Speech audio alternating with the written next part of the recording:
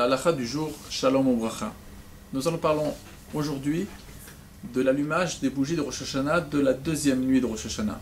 Et notre question est quel est l'endroit, le moment idéal pour allumer ces bougies. Donc il est important de préciser qu'il y a un interdit très clair dans le Shulchan Aruch, dans le Siman Tafresh Gimel.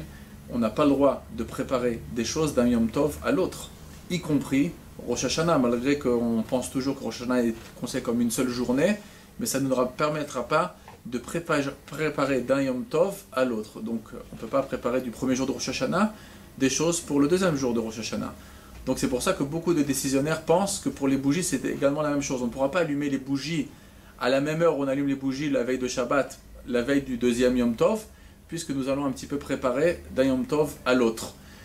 Donc c'est évident qu'il est conseillé et préférable, d'après la majorité des décisionnaires, d'allumer les bougies du deuxième jour de Yom Tov de Rosh Hashanah et de n'importe quel deuxième jour de Yom Tov à la sortie des étoiles. La question qui se pose également, c'est est-ce que l'idéal pour la femme c'est d'allumer juste au moment possible d'allumer, à la sortie des étoiles, au moment où la première fête est sortie, ou bien l'idéal c'est d'attendre le mari qui très souvent tarde d'une demi-heure ou plus avant d'arriver de la synagogue pour en vérité allumer les bougies juste avant le kiddush de son mari.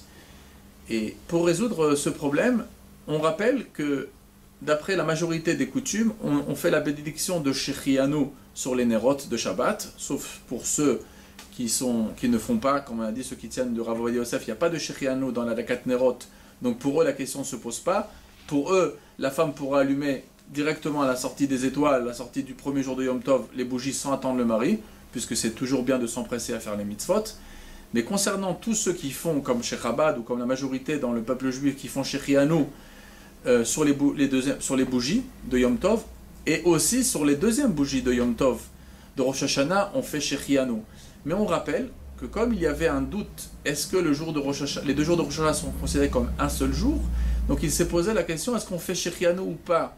Et c'est pour ça qu'il est conseillé, pour éviter la marloquette, il est conseillé d'avoir ou un nouvel habit, que la femme s'achète un nouveau vêtement avant la fête, et comme ça elle va pouvoir les traîner pour la Dakat Nerot de la deuxième nuit de Rosh Hashanah, ou bien d'avoir un nouveau fruit sur quoi faire Shechianu au moment où le mari va le faire au moment du Kiddush, et il va penser aussi en faisant Shechianu au deuxième jour de Rosh Hashanah et sur ce nouveau fruit. Donc en vérité, le Maté Ephraim va en conclure la chose suivante pour répondre à notre question. Il va dire très simplement, si la femme a un nouvel habit pour le deuxième jour de Rosh Hashanah, il est évident que pour elle, il sera préférable d'allumer les bougies dès qu'elle peut. Elle n'a pas besoin d'attendre que son mari revienne de la synagogue. La fête est sortie, la première fête est sortie, elle peut allumer au plus vite, puisque son Shechianu se reposera également sur le vêtement qu'elle vêtit à ce moment-là.